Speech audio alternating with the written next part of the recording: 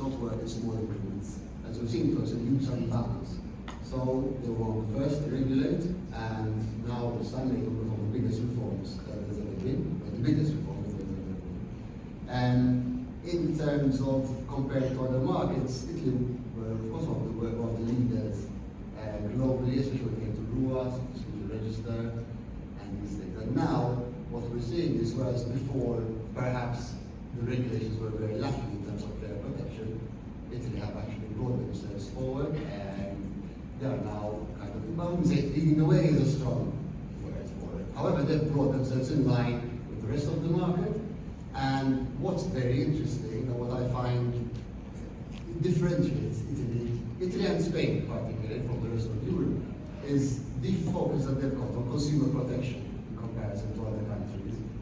And where countries like the UK, for example, where there's a lot of control from the state authorities on the players, both Italy and Spain have quite strong consumer protection legislation. So the idea here is that you must give the player the options, but you mustn't force their hand as much as possible.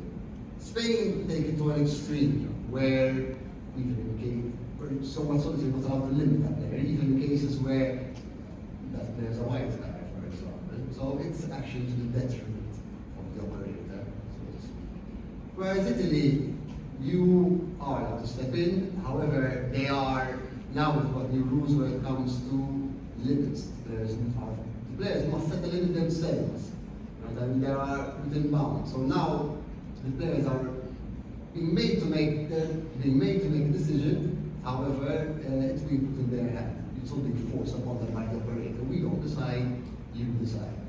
And even also when it comes to placing limits on players, in cases where it's necessary, we must always notify the player, give them advance notice, there's 7 days